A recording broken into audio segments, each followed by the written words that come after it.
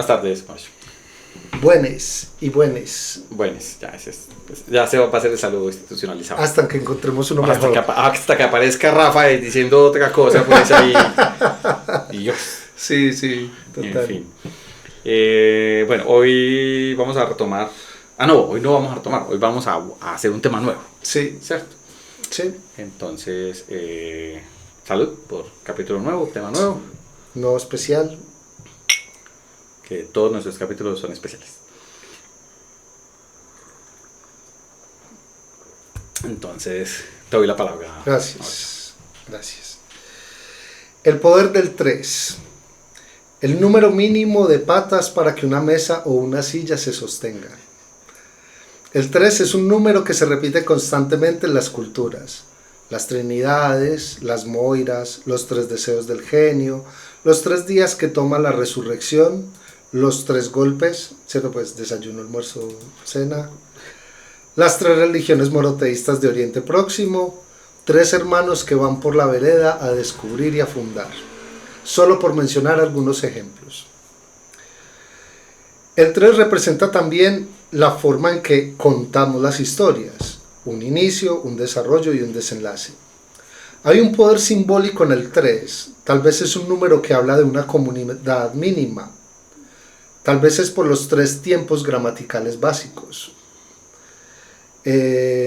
Y también tiene relación con las edades del hombre, ¿cierto? O sea, del ser humano, las edades del ser humano. Esperemos que no hagamos 3 episodios de este especial, aunque sería lo justo. Sí, y como dijo el mecánico, no me le comprometo. Bien. Sí, pues sí. Bonito editorial. No había pensado en aquello del 3, sí, es importante. Uh-huh. Hasta la comida tiene un tema del 3. Hay variaciones, hay gente que come 5 veces al día, hay gente que come una vez grande y como que granea por ahí alrededor del día. Pero lo que está instalado en el imaginario sí son las 3 grandes comidas. Ok. Bueno, vamos a hablar de trilogías. Quizás salgan algunas cosas que puedan algunas personas no considerar las trilogías. Nosotros, este es nuestro podcast, entonces hacemos lo que se nos da la gana. Pero pues obviamente tendremos que hablar de cosas básicas, ¿cierto? Pueden hacer su podcast y nos invitan. Exactamente. Y igual están también invitados a los que quieran participar. Por supuesto. Me voy con la básica. La trilogía perfecta para mí. Okay. Puede que para muchas personas no lo sea. Hemos hablado de ella. Normal. Es imposible eludirla y más siendo tan ñoños como somos. ¿Cierto? Y vamos a hablar de Volver al Futuro. Por supuesto. Maravillosa. Sí. Perfecta. Pero sin embargo es un accidente. Ah, sí. Sí, no nació siendo una trilogía. No, eso fue... El tema empezó como un chiste, ¿no? Sí. Pero bueno, vamos como por partes. Volver al Futuro es una película de Robert Zemeckis. ¿Listo? Hay muchas personas que piensan que es una película de Spielberg. Hay gente que cree eso. Sí, es particular, que no poca gente cree que es una película de Spielberg, pero pues es una película de Zemeckis. Sí. No es mi película favorita de Zemeckis. No, tampoco. Pero es una muy excelente película de Zemeckis. Lo que pasa es que Zemeckis es muy bueno. Sí, muy bueno. Sí. Entonces, tiene, o sea... Sí, hay de dónde escoger. Hay cosas podemos reunir 7 personas y cada una podría decir una película... Una película favorita y tendría razón. Sí, claro, tendría sus razones también, pues, como persona. Bueno, ¿cuál es la tuya? Mi película favorita de Zemeckis es Contacto. Peliculón.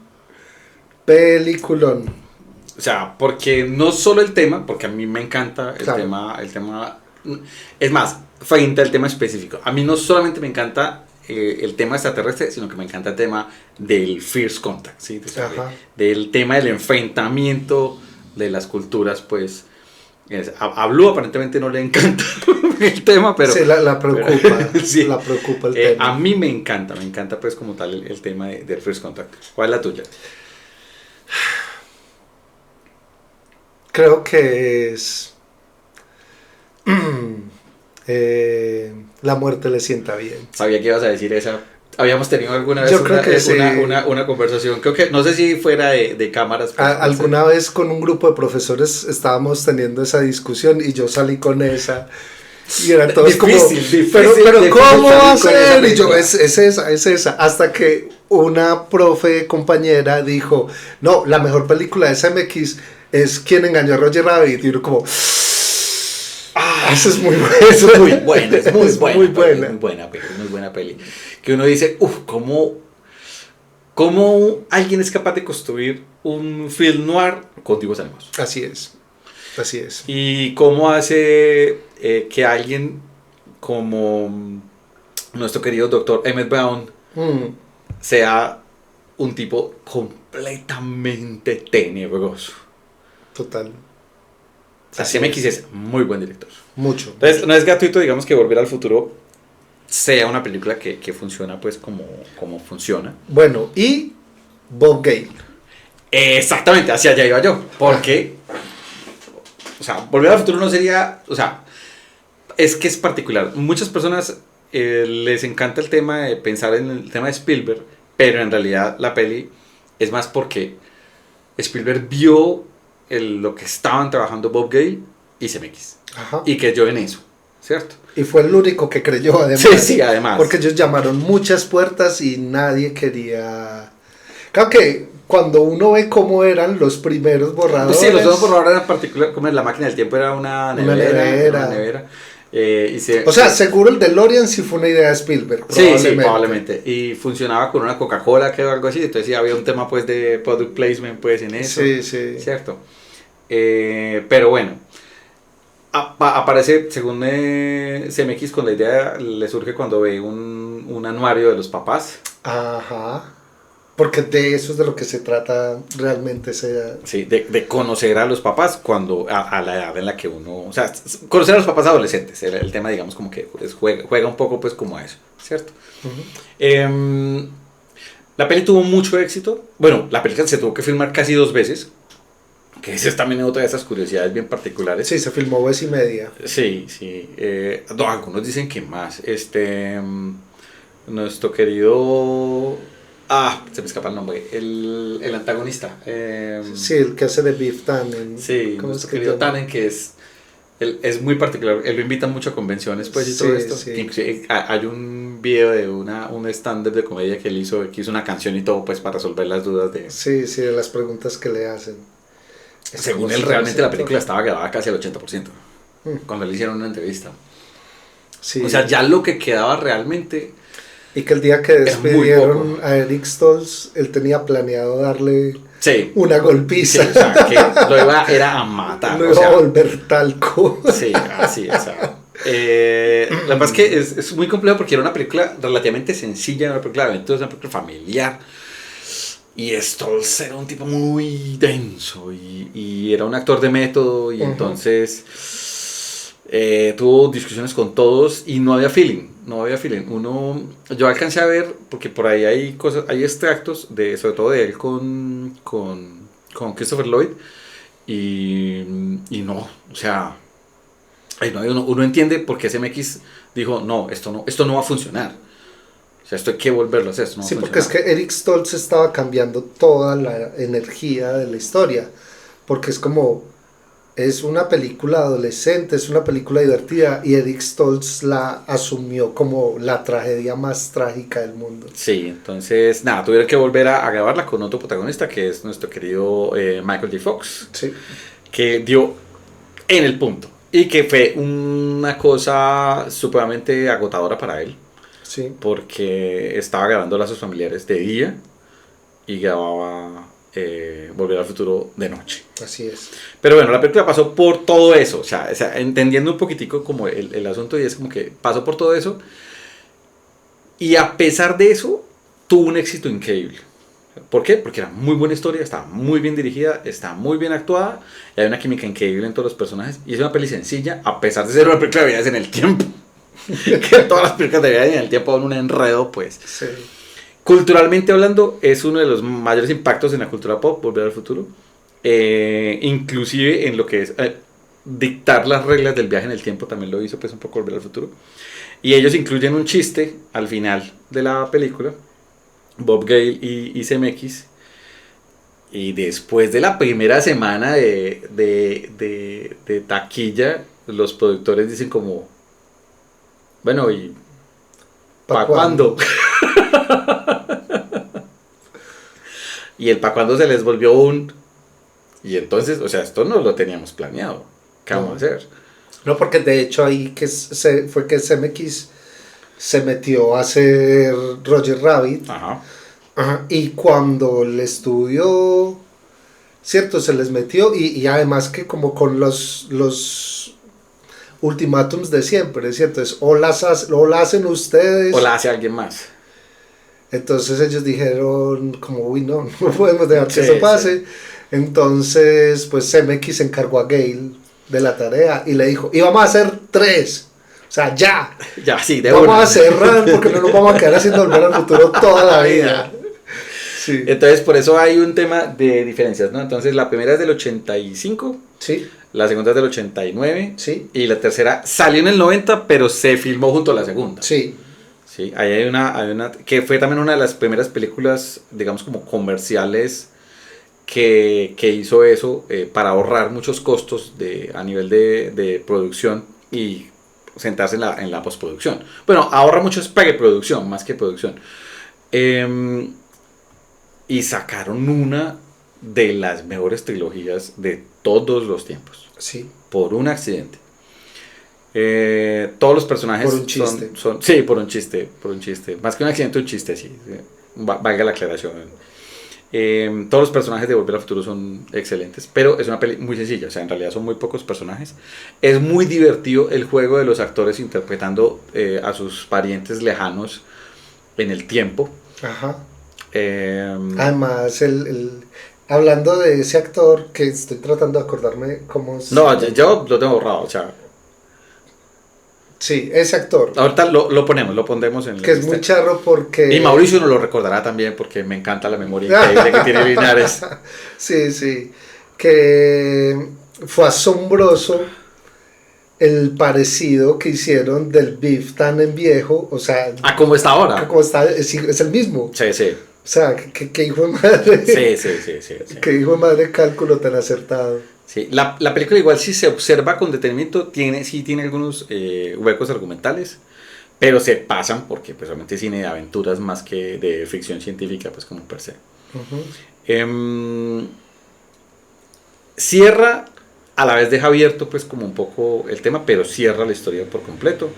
Siempre se habló mucho de hacer una cuarta, CMX ha sido contundente con eso y él tiene los derechos y ha dejado muy tema claro también a sus descendientes. Ajá. Que Volver al Futuro no puede tocar.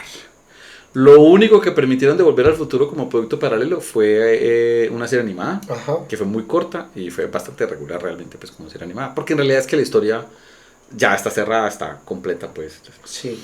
Y con todo y que yo le tengo muchísimo aprecio a Michael J. Fox, que me parece un actor bastante versátil, porque otros papeles que hizo Michael J. Fox en otras pelis también son muy interesantes, siempre lo vamos a recordar como Marty McFly. Es Marty McFly. Por encima incluso de Alex P. Keaton. Sí. Él es Marty McFly. Él es Marty McFly. De acuerdo. Entonces, Volver al Futuro. Había que sacarla de primero. Eso, no había nada que hacer. Está bien. Bien. Voy con una trilogía que me gusta mucho. De hecho, pues podría ser tranquilamente la única trilogía de la que hablo hoy. Y ya, y con eso quedaría contento. Sí. Y que probablemente vamos a hablar de muy pocas en un primer episodio. Porque realmente salga de texto. Puede ser. La trilogía del corneto. Ok. O la trilogía de los 3 sabores de corneto. Ok. O también conocida como la trilogía Sangre y pues en inglés es Blood and Ice Cream Trilogy. Ok. Sí, como pues sangre y helado. Sí, sangre y helado. Son 3 películas que son conectadas conceptualmente Son películas dirigidas e interpretadas básicamente, o sea, las tres tienen el mismo director. Es escrita por el director y uno de los actores. Y digamos que el core de los actores es más o menos, o sea, se repiten. Hay actores que salen en las tres películas, pero los personajes son totalmente distintos porque son situaciones totalmente distintas. Okay. Sí, entonces son tres películas que son Shaun of the Dead del 2004, Sí. Hot Fuzz del 2007 Sí. y The World's End del 2003. ¿Qué me vas a matar? ¿Qué? Yo no me he visto esa. Y es la que más me gusta. Yo me he visto las dos primeras. Sí, son muy buenas. Son muy buenas. Son muy buenas. Muy buenas. Son muy buenas. Yo creo que es... O sea, como que la gente habla y hay foros y hay discusiones y la mayoría de la gente... Así como la gente dice que la mejor película de Monty Python es la conquista del Grial. Okay. O que la mayoría de gente dice que de las tres primeras de Star Wars la mejor es el Imperio Contraataca. Okay. La mayoría de la gente... Pero esa sí es cierta. Sí, la mayoría de la gente dice que la más graciosa de las tres es Hot Fuzz, la de los policías. Es que es muy buena. Es o sea, muy lo que pasa buena. es que la forma en que... Esto va a sonar supremamente pretencioso, pero no importa. A veces no salen estas cosas. La forma en que deconstruye el body movie es muy divertida. Es muy divertido. Porque es capaz de burlarse y a la vez como rendir homenaje. Sí. ¿Cierto? Entonces, eso es muy bueno. Pero es que a mí sí me gusta la crítica social tan hijo de puta de Shaun of the Dead. Shaun of the Dead, sí. Y The World's End es maravillosa también. Que se la tienes Tarea. Bueno, entonces, son tres películas con personajes muy cotidianos, personajes muy humanos, en unas circunstancias muy, muy traídas de los cabellos, ¿cierto? O sea, es básicamente, la primera es, pues, como un outbreak zombie. Sí, el apocalipsis zombie en la Inglaterra de los suburbios. Exacto. ¿Cierto? Así, básicamente. Sí, básicamente. Hot Fuzz es un policía nuevo, llega a un pueblo y es el policía by the book, como súper obsesionado con su trabajo. En un pueblo en el que la policía no se la toman tan en serio. Nadie se toma en serio, pues, o sea, es como, es lo disparejo, pues, como de la situación. Sí, exacto, es como que es un pueblo donde no pasa nada. Entonces, como que no, nosotros tenemos un cuerpo policía porque toca tener policía. Porque de pronto será sí. necesario en algún momento. Sí. Y pues empiezan a ocurrir. Alguien tiene que tener el monopolio de la fuerza. Exacto. Pero pues... Y empiezan a pasar cosas, o digamos que se dan cuenta de cosas muy extrañas que están sucediendo en el pueblo. Y la tercera, The World's End, esa sí que es una buddy movie. Ok. Porque es un amigo. A ver, el tema es este. Hay un man que está obsesionado con un día de su vida, que fue el día que se iban a graduar del colegio, y decidieron hacer una cosa que era recorrer los 12 pubs que habían en el pueblo y beberse una pinta en cada uno de los pubs. Y no la logran. Okay. No la logran y pasan un montón de cosas ese día. Bueno, los pubs y las pintas son bastante importantes en toda esta trilogía. Sí, sí. Y el tema es que el man, ya después de viejos, el man reúne a los amigos para hacer lo mismo. Para intentar terminarla. Para intentar terminar el circuito. Y el último de los bares se llama El Fin del Mundo. Okay. Entonces la meta es llegar hasta el fin del mundo y tomarse la pinta. Y de nuevo, estos personajes en esta situación, ¿cierto? Como con esos asuntos de las rivalidades que quedaron de la juventud, de situaciones no resueltas, etcétera, etcétera, etcétera. Alrededor de ellos, que solo se quieren tomar las cervezas, empiezan a pasar cosas misteriosas. Ok. Entonces es una trilogía muy curiosa, está protagonizada por Simon Pegg y Nick Frost. Que la química de los dos en pantalla es, o sea, es un humor inglés de otros niveles, ¿cierto? O sea, sí no es el mismo humor inglés al que digamos uno se puede acostumbrar con Python y con otros tipos de humores de inglés, digamos como que un poco más conocidos, ¿cierto? Eh, pero se acerca mucho más al humor norteamericano comercial, pero sigue siendo un humor muy inteligente. Y la química de estos dos manes es increíble, pues. Es maravillosa. Además que son con una cara de don nadie ambos, o sea... Sí, sí, no, total. Entonces, para esos personajes que interpretan, son súper... Y además que hay unos rangos actorales muy interesantes, porque Nick Frost es muy distinto en las tres películas. Sí. Sobre todo la última es distintísimo a lo que hizo las otras dos. Lo mismo Simon Pegg, el Simon Pegg de Shaun of the Dead no tiene nada que ver con el de Hot Fuzz y no tiene nada que ver con el otro, o sea, es maravilloso. Y pues lo llaman la trilogía del corneto por eso, porque en alguna escena hay un corneto. Okay. O sea, es la cosa más... Yo iba a preguntar justamente el tema, o sea, el tema de por qué los nombres, o sea, el de Bloody Ice Cream, ¿no? Ajá. Pues es porque finalmente son comedias de horror, las tres. Sí, las tres de alguna, pues, bueno, no conozco la tercera, pero obviamente sí hay unos componentes de comedia de horror en las dos, pues que yo conozco. Exacto. Entonces, pues ahí está muy justificado. Entonces es el tema de la forma más gratuita en el momento menos esperado, hay un corneto, ¿cierto? Hay alguien comiendo un corneto. Muy particular, pues. Es muy extraño, sí. Entonces, nada, son muy buenas, son muy divertidas. No vas a ser una mejor persona después de ver esta película. Pero yo creo que sí, O sea, voy a defender socialmente un asunto frente al tema de la comedia y sobre todo la comedia de horror.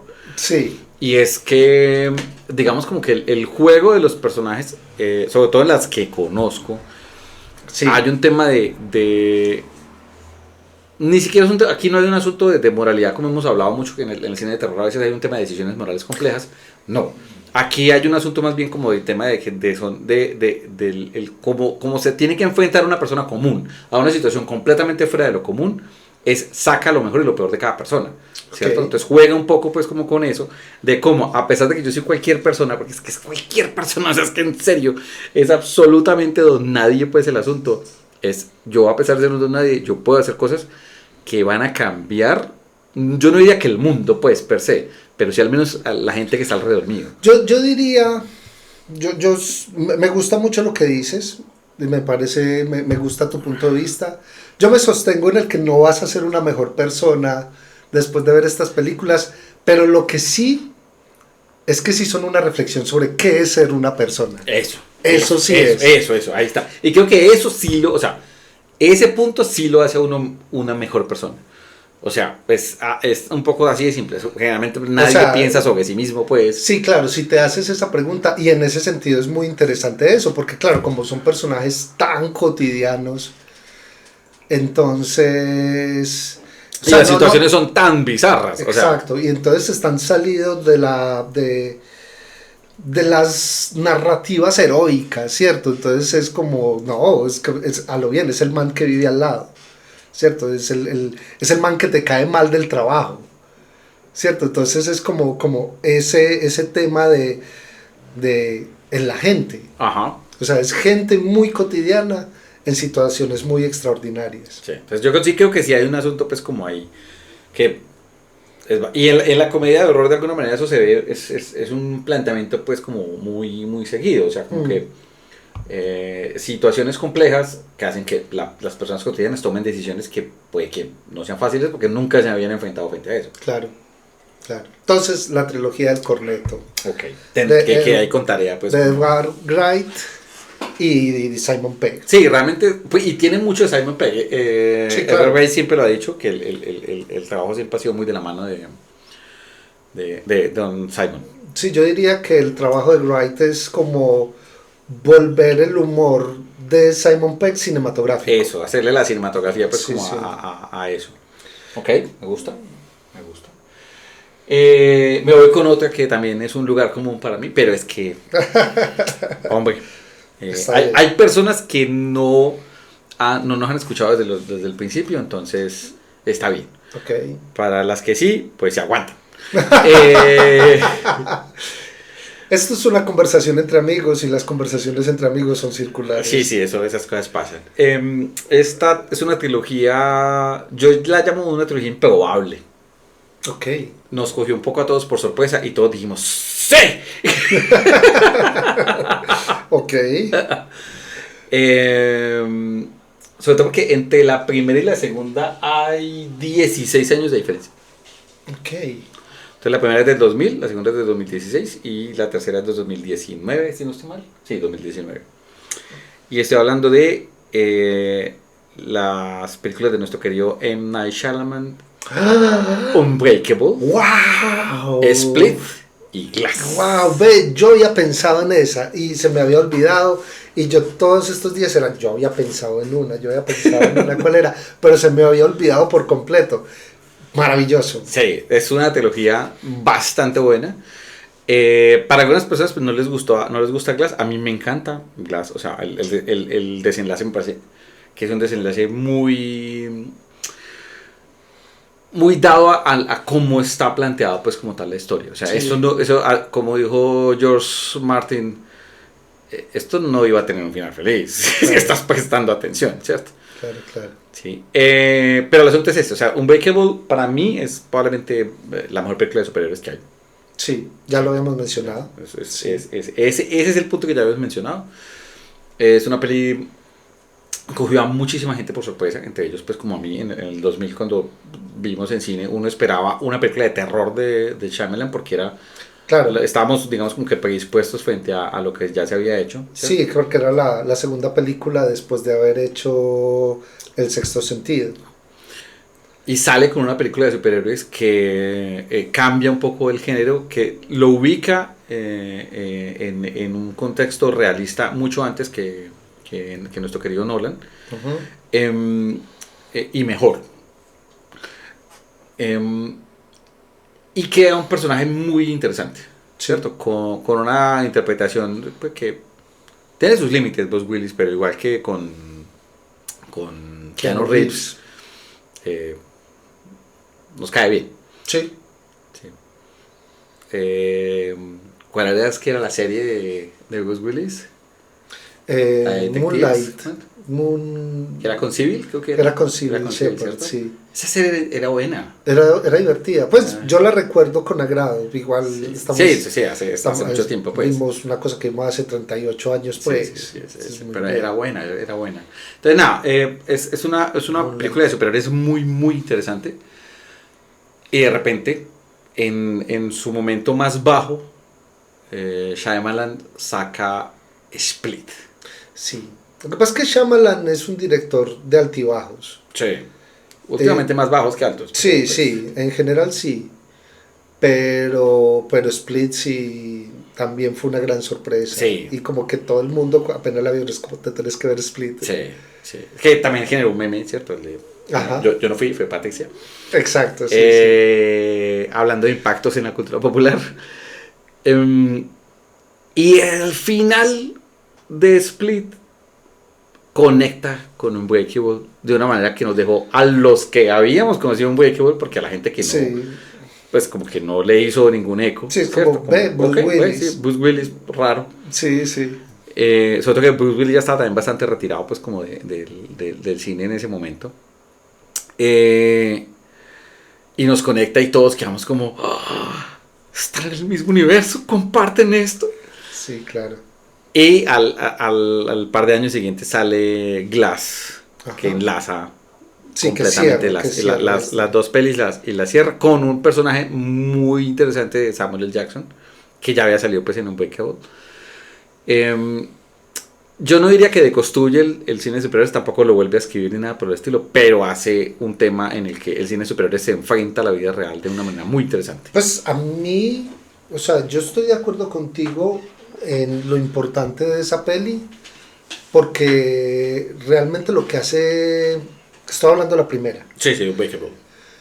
Lo que hace es una reflexión muy profunda de los arquetipos de los cómics. Ajá. Y la hace genial.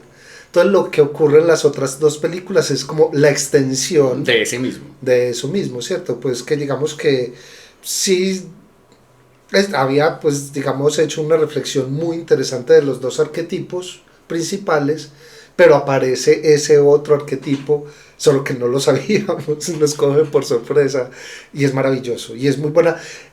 La película es muy buena, o sea, Split es muy buena.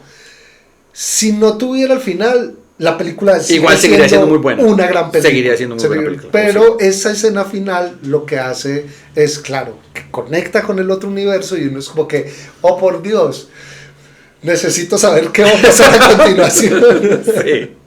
Y no lo resolvió, que eso también. Y lo resolvió. A mí me parece satisfactorio la resolución. Está bien. Yo sé que a mucha gente no le gustó tanto Glass. A mí no me gusta tanto como las otras dos. No, sí, es claro que Glass es la menor de las tres, pero sin embargo, para mí sigue siendo muy buena película. Sí, sí. Blue creo que está de acuerdo con que no le gusta tanto Glass. Sí. No voy a hacer más comentarios porque ya sería entrarnos en el campo del spoiler. Sí, es un poquito complejo por ahí, pero igual, como trilogía, de verdad, vale muchísimo la pena ver las tres pelis. Son muy buenas. Y verlas en secuencia, así como jugamos un poco, pues como en secuencia verlas, me parece excelente. Muy bien, qué bien. Sí, había que hablar de esa. ¿Cómo vamos de tiempo? Vamos a mitad, joven. ¿A mitad? Sí, vamos en 32 minutos. Entonces, creo que nos quedan un poco como lo de 1:30 a cada uno, más o menos. Estoy a punto de meterme en dos temas interesantes. No, polémicos. Hágase. Dele que no ¿cierto? Además porque tú mismo lo dijiste, tú abriste esa posibilidad, ¿cierto? Y es como que hay cosas de estas que para algunas personas no son teología, pero para nosotros sí, pero para muchas cosas sí, que pueden tener, digamos, como que la... Yo tengo una que no la tengo aquí anotada per se como para hablarla hoy, pero sí es una cosa de la que quiero hablar, la tengo anotada en otro lado, que sé que, o sea, no está dada como teología, pero para mí es una teología. Listo. Por su director, pues, per se. Ok, listo. Yo me voy a ir lanza en ristre. Hágale, pues. El Exorcista es una trilogía. Claro, aparecen otros productos, ¿cierto? Entonces aparece una precuela y aparece... Pero incluso eso también conecta con cosas, ya me explicaré. Ok. Pero entonces, hay tres películas principales del Exorcista. No, hay dos películas principales. Bueno, una que no quisiéramos que existiera, pero infortunadamente existe. Que es, pues, El Exorcista 2. Si hay cosas que uno quiere desver. El hereje de 1977, que es básicamente lo que dijimos ahorita, o sea, es un accidente de taquilla, es el estudio tratando de sacarle provecho a una película que fue absolutamente exitosa. Pero. Como dijo Jack el Destripador. Vamos por partes. Sí, está bien.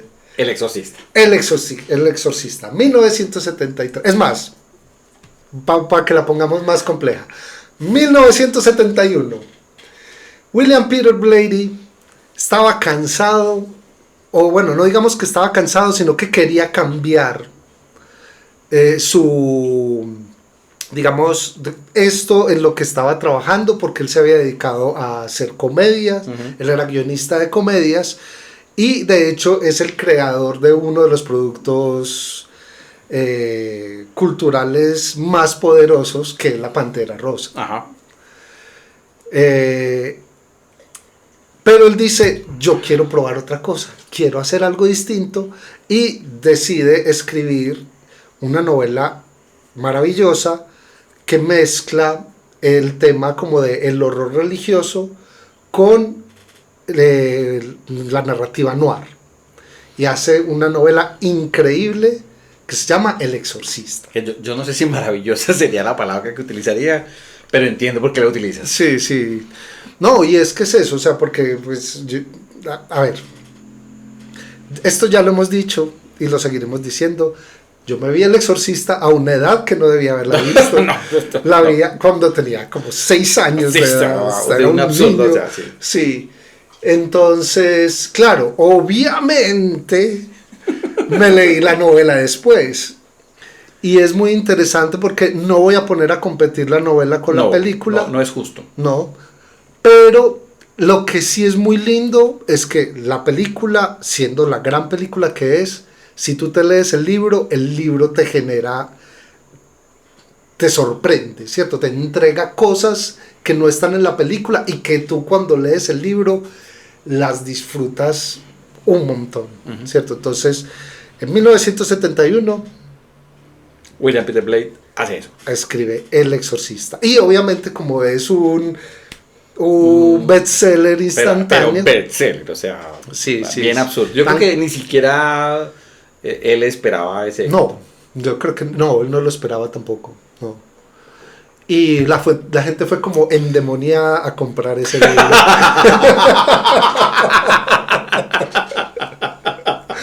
Entonces, lo que siempre sucede, un estudio compra los derechos, William Peter Blatty escribe el guión. El guión, que también es un... Probablemente él se arrepienta un poco de esa producción. Sí, tal vez. Tenemos el otro accidente que era enfrentarse a ese director. Claro, a William Friedkin, que lo tenemos que mencionar. Sí. Que es una persona... compleja, por decirlo menos. Sí, sí. O sea, es como... Era el hombre equivocado haciendo la cosa correcta. La película correcta, sí.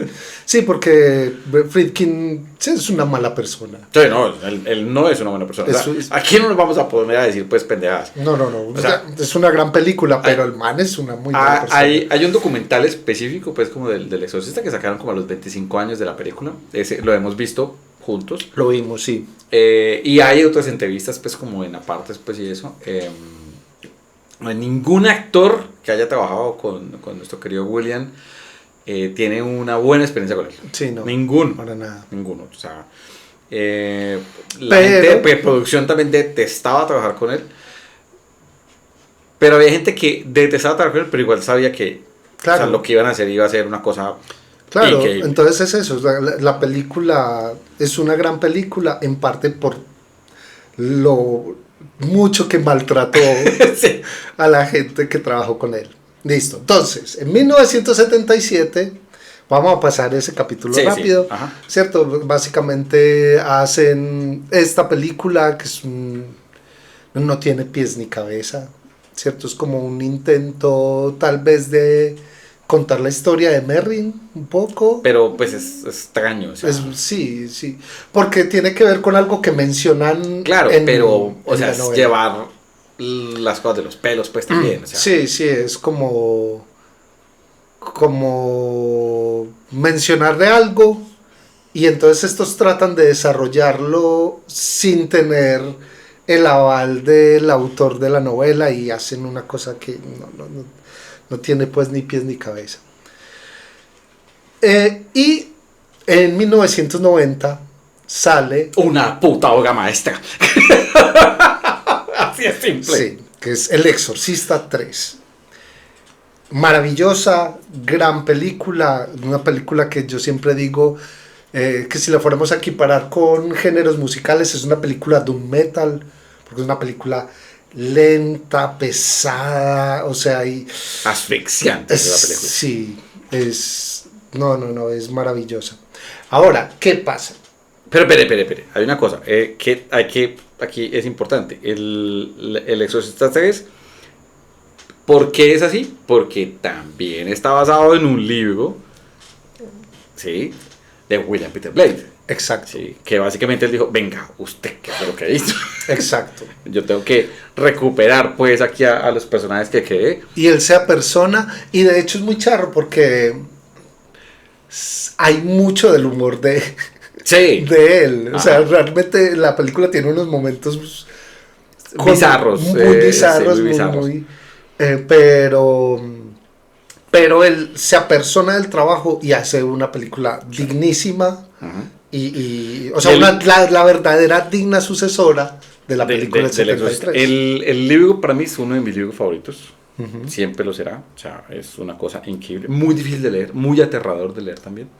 Ya en el especial de libros hablé de él, de lo que me sucedió pues a las 3 de la mañana con eso. Sí, sí, sí. Y la película tiene mucho, igual que la primera, mucho del espíritu del libro. Sí. Y cuando uno lee el libro, disfruta inclusive mucho más la película, pues como per se. Claro. Pero William Peter Blatty escribió una tercera novela, entonces también es una trilogía. Ok. Es un colorario. Pero entonces, claro, se puede alegar que no, pero está la serie de televisión. Ajá. Y cierto, como ese tipo de cosas. Pero en mi imaginario son realmente 2 películas y esa cosa que pasó en la mitad. Así, esa cosa que pasó en la mitad, pues. Sí, sí, sí. A mí no me choca del todo la precuela. La de... ¿cómo se llama? ¿Génesis se llama? No me acuerdo bien. No me acuerdo cómo se llama. Pero la precuela no me choca. No me parece digna de su nombre. No está al nivel.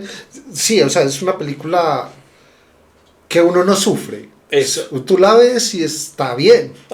Está bien. Se disfruta dentro del cine de terror, pues, per se. Sí. Es mucho. Bueno, esa sí está basada en la novela. Sí. Y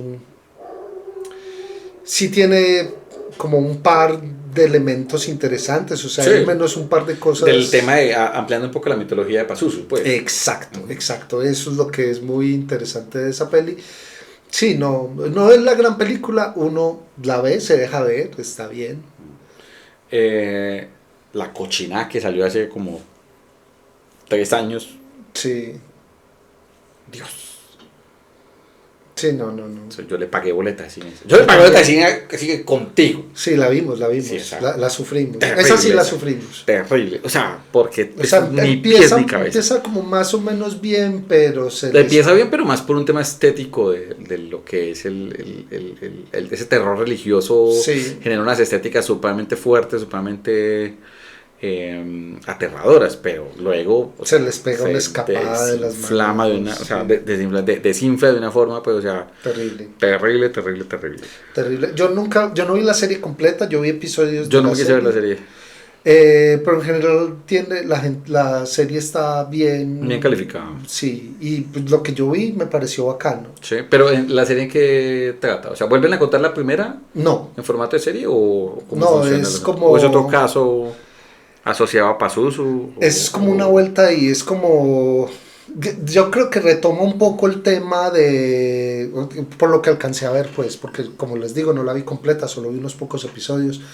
Pero sí retoma, digamos, la narrativa detectivesca, pero desde los mismos curas. Ok. Entonces es como que está pasando algo extraño y parece que esto tiene conexión con un caso de exorcismo que ocurrió hace como 20 años. Okay. Entonces empieza como a construir eso así. Y lo que te digo, yo los episodios que vi, yo creo que es que la supieron hacer, fue porque se tomaron el tiempo de desarrollar bien la historia, ¿cierto? Entonces como vamos armando y vamos entregando las cosas para ir construyendo, para llegar a algo que sea satisfactorio. Entonces yo creo que por ese lado la serie tiene su gracia, habría que verla completa, pues. Pero en general tiene goodwill, o sea, la gente habla bien de esa serie. No sé, en este momento estoy viendo como muchas cosas como para poder darle tenía alguna vaina que de pronto la decepciona, ¿no? Sobre todo que es que el tema es, bien, no es gratuito, ahí hay una ficha del exorcista, sí, allá en esa pared hay una ficha del exorcista. Yo tengo los 2 libros, el de El Exorcista y el de Legión, que es en el que se basa El Exorcista 3. Tengo las 2 pelis también, pues, ¿cierto? Y es que El Exorcista 3 es una película increíble, o sea, para mí inclusive es superior a la primera, siendo la primera probablemente mi película de terror favorita. Sí. Que me la he podido disfrutar en cine también. Y creo que en general es la película rankeada como la mejor película de terror de todos los tiempos. Y que no es gratuito, pues, no es gratuito. Eso, sí. O sea, no es que porque sí o por comercial, porque si vamos a eso, esa película no fue comercial en su momento, pero tuvo muchísimos problemas. Creo que la única película que ha sido más boicoteada que El Exorcista es Omen. No, la película más boicoteada es Johnny cogió su fusil. Ah, bueno, sí. Bueno, pero esa es otra cosa. O sea, sí. Hablando de películas olvidadas, Mauricio. Sí. Sí. De episodios olvidados. Sí. Entonces, nada, me parece complejo, digamos, como acercarse a otro producto. Pero bueno, ahorita va a haber un remake. Ah, sí, eso supe, que sale el año entrante. Sí. Y es de uno de nuestros queridos directores. ¿Sí? Sí. No jodas. De Frank Darabont. ¿En serio? Sí. Interesante. Sí, o sea, ahí sí le tengo yo como, uy, esto puede ser interesante. Yo vi la fecha, yo vi que estaba proyectada para el año entrante, pero no sabía que era de Frank Darabont. Puede ser interesante. Puede ser interesante. Entonces, bueno. Bien, te odio por recordarme del Exorcista 2, pero okay. Me voy con otra grande. Sí. Bueno, lo único que le aportó el Exorcista 2 al mundo fue un meme que sacó el de Te lo resumo así nomás. ¿Cuál? Que es el de horrible, absolutamente horrible. Y que termina con un remate como y fascinante. Ok, está bien. ¿Cierto? Entonces, ahí está. Pero ya. Bueno, voy con otra de las grandes que tenía que sacar, pues como que también ya hemos hablado un poco de ella, pero hay que sacarlas, ¿cierto? Sí, porque hay que recordar a la gente para que haga. Cuando ustedes van a maratonear cine, hay cosas interesantes para maratonear. No solo hay que verse una temporada completa en una sola sentada, pues, ¿cierto? Sí. 1968, 1978 y 1985. Un man se le da porque con unos amigos se inventan un género. Ok. Y queda en el cine de zombies. Ok. El cine de muertos vivientes. Eso.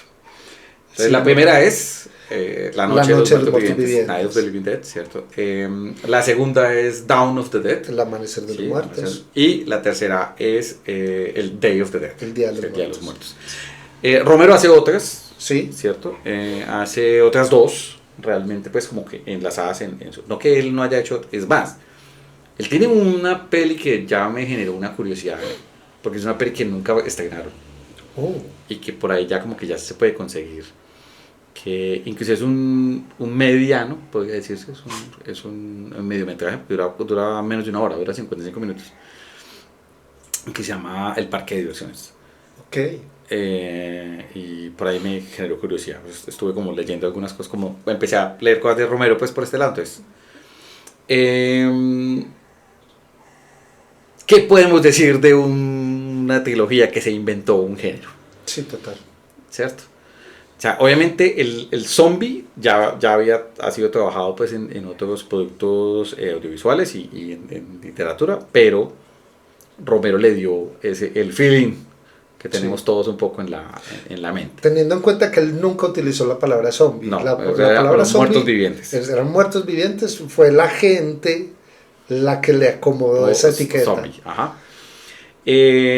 Las tres son excelentes películas. Sí. O sea, realmente. Yo no podría escoger. Obviamente en ese sentido, tú sí podrías escoger por la cara que estás haciendo. En ese sentido, digamos, yo tengo mi favorita. El valor fuerte de la primera, porque obviamente pues, además que fue un ejercicio estudiantil realmente. O sea, esto fue, no había actores, no había actores. O sea, ni siquiera es que fueran actores profesionales, es que no había actores. O sea, sí, no, es una película indie hecha por amigos. O sea, pero absolutamente indie. Es más, esa película la hicieron en blanco y negro porque salía más barato. Claro. ¿Cierto? También para solucionar el tema de la sangre, porque la podían hacer con chocolate. Ajá. El chocolate derretido, pues. El maquillaje fue básicamente. El maquillaje y el vestuario era de los actores. Ajá. ¿Cierto? Entonces es sumamente indie. Tiene algunos remakes. La primera creo que es la que tiene más remakes de las tres. Pero las tres tienen remakes. Sí. La segunda tiene un remake que nos gusta mucho. Sí. Que es de un director muy polémico en este podcast, pero igual. Sí. Cierto que es Zack Snyder. Con guión de James Gunn. Con un guión de James Gunn, que tú me diste ese dato la otra vez y yo, ¡oh, por Dios! Y la tercera también tiene un remake. Yo no he visto el remake de la tercera. Sí, se me escapa ahorita quién fue el otro, pero digamos que también es una peli muy menor, digamos como que en ese sentido, o sea, no alcanza pues a hacer el Day of the Dead de Romero. Digamos como que la evolución que intenta Romero pues en todo su cine siempre es una crítica social muy fuerte, Sí. una crítica al capitalismo también supremamente dura, Sí. y una crítica a la falta de humanidad, realmente, porque en últimas, como en todas las películas, en las buenas películas de zombies o de no muertos, el malo no son Ajá. los no muertos, es la gente. La gente. O sea, muy parecido a la vida real. ¿Cierto? ¿Cuál es tu favorita, Mauricio? El día. ¿Sí? El día es la que más me gusta. ¿Por qué?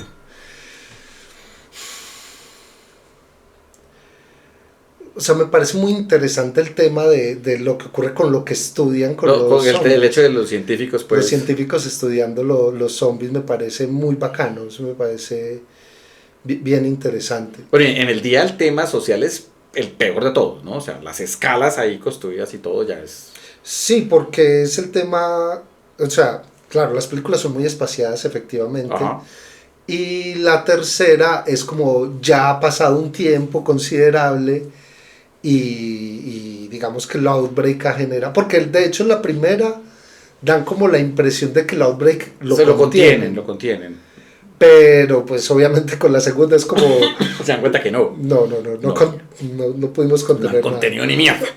y en la tercera es cuando ya las cosas están muy mal, o sea, ya pasaron cosas muy terribles y la sociedad es lo que quedó después de todo ese desastre. Entonces, ahí hay unos desarrollos interesantes que hace Romero como con esa peli, ¿cierto? Porque las dos primeras son muy survival, pero esta es más como bueno, si ya pasó esto, ¿qué pasaría después de que pasó esto? Y Okay. eso me parece muy interesante. Bueno, las tres son muy buenas. Las tres son muy buenas. Las tres son muy buenas. Obviamente, digamos como que también hay que verlas un poco con la óptica de su tiempo, ¿cierto? Claro. Pues, a nivel de cosas que... Lo que hablamos en estos días, que el escalamiento del cine de terror ha dejado que muchas personas vean el cine de terror clásico como un poco, pues, como más... digamos que estamos acostumbrados a demasiados golpes de intención. Y era más sutil en su momento, sí. Pues, como el horror. Sin embargo, pues, igual... Romero hace cosas bastante gore, sobre todo en la segunda. Sí. Claro, bueno, y ahí estaba con... ¿Cómo es que se llama? El de los efectos especiales. Ah, sí, que además todos son efectos prácticos, absolutamente todo es efecto práctico. Sí. Que hay cosas que uno no se explica cómo rayos hicieron, pues, pero... Sí.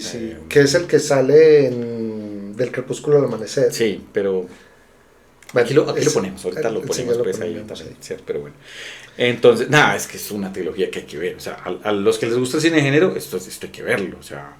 Y yo sí estoy de acuerdo en que es una trilogía, incluyendo pues las otras dos, la Land of the Dead y... ¿Cómo es que llaman? Island of the Dead. Es que no, hay otra que es la de que es un cámara en mano, que fue la última que hizo Romero. Se me escapa el nombre. Sí. Que él inclusive, digamos como que fue... Es interesante porque ya estaba instaurado pues el género del fan footage, ¿cierto? Sí. El de metraje encontrado. Pero le da un poquitico de vuelta de tuerca un poco al tema, inclusive se adelanta un poco al asunto de las redes sociales, pues como cuando hizo esa peli, que fue la última pues como que hizo. No es una gran película, pero es una peli interesante pues. Sí, no. Juan Romero siempre planteaba cosas interesantes. Sí, a mí Land of the Dead me parece bacana, me parece sí. que tiene cosas interesantes. Pero eso es una trilogía. Sí, o sea, estas tres. O sea, sí. Estas tres es más que suficiente, es un paquete muy interesante. Lo otro es un accesorio. Sí. Es muy interesante porque, claro, la primera sale en el 68 y es un reflejo de lo que estaba pasando en todo el mundo, porque en todo el mundo estaba vuelto, o sea, estaba lleno de manifestaciones de todo tipo de sectores. Y pues la represión a esas manifestaciones fue muy compleja y la película es un poco sobre eso, habla sobre eso realmente, o accidentalmente. Yo creo que realmente lo que pasó fue como que la gente leyó la película a la luz de los sucesos que estaban sí, ocurriendo. yo creo que es una cosa como en su momento, que inclusive hemos hablado un poco de eso, algunas obras superan a su autor. Sí. O sea, esa película salió en el momento oportuno, salió en el momento que tenía que salir y permitió hacer unas lecturas muy interesantes de lo que estaba sucediendo. Y creo que ya a partir de esas lecturas, Romero, pues que igual no es gratuito que hayan 10 años de diferencia entre una y otra, ¿cierto? Sí. Hace otra obra muy de su época, en el 70, ¿cierto? En los 70, pues como de frente al tema capitalista, pues y a lo que veía él ver con el tema de lo que iba a ser la era Reagan, ¿cierto? Ajá. Que la supo ver como casi 10 años antes de... que por eso, a mí me gusta mucho, creo que ahí sí me pongo en el tema. Yo no podría escoger ninguna, pero creo que la segunda es muy a lo el Imperio Contraataca, o sea, hay un tema ahí de un valor muy grande que cohesiona mucho las tres. Sí, es que pasa una cosa, y eso es muy interesante con esa trilogía, porque como dijimos, la primera fue una película muy indie, y yo creo que era una película que realmente no tenía aspiraciones. No. Pero fue un fenómeno tan interesante que lo que sí tuvo Romero fue la inteligencia de ponerse a pensar, ¿qué pasó aquí? Así, como, ¿ve? ¿Yo qué hice? Y se puso a pensar en eso, y claro, las dos películas que siguen después son el resultado de esas reflexiones, entonces ya son las películas que sí están muy, o sea, que buscan unas cosas muy conscientemente, ¿cierto? O sea, y ya entiende pues él, como que después de pensarlo dijo, yo hice esto y esto generó esto, entonces ya sé que esto produce en las personas estas cosas, entonces esto lo puedo explotar. Entonces, claro, esas otras dos películas son una evolución muy consciente de lo que al principio fue un accidente. Ese sí fue un accidente.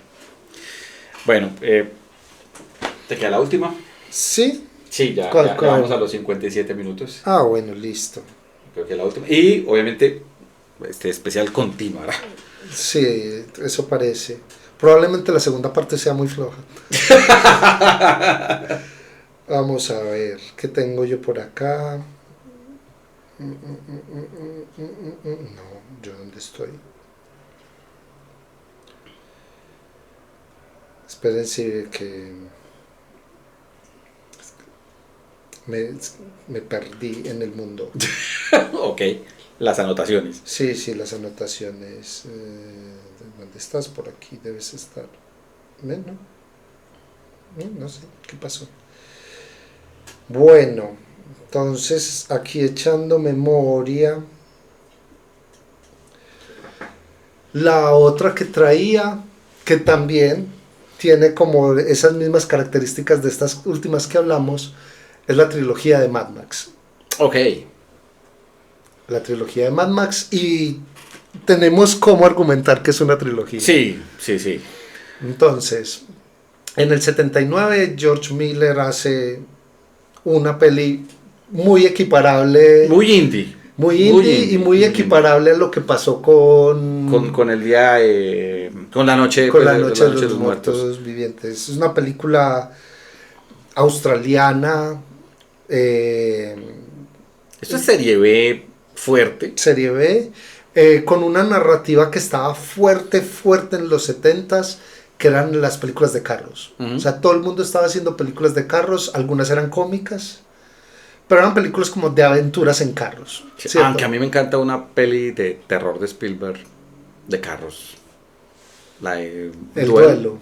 Sí. Esa peli es... Entonces, por ejemplo, está esa, que digamos que esa sí conecta un poco. Y pues están todas las películas de Cannonball, están las películas de Smokey and the Bandit, ¿cierto? Y incluso si lo pensamos, eso llegó a la televisión también. Entonces, como Los Duques de Hazzard es como un coletazo de ese tipo de narración. Y pues entonces este señor hace esta película de unos policías del camino en Australia, enfrentándose a unos pandilleros en un contexto muy distópico. Sí. ¿Cierto? No es todavía la gran distopía, No. pero sí es como Algo ha pasado en el mundo. Sí, es como... Que ha generado pues como... Hay una teoría, la teoría de que... sí, que todo el mundo se reconstruyó. Sí, y nadie le avisó a Australia. Sí, exacto. Pero el tema es como básicamente el punto de decir las cosas van a ser peor. Ajá. Después, ¿cierto? Entonces, como ustedes creen que los pandilleros son malos ahora, esperen si verá. Y con eso hace una película que sin tener muchas pretensiones se volvió un producto. Que no temas, sí, es una peli pequeña. Sí, es una peli pequeña. Es una peli pequeña, pero está muy bien hecha. Está muy bien hecha, muy sí. Bien hecha. Y tiene una acción muy trepidante, sí, realmente. Sí, total. Y ahí, hasta ahí iba bien todo.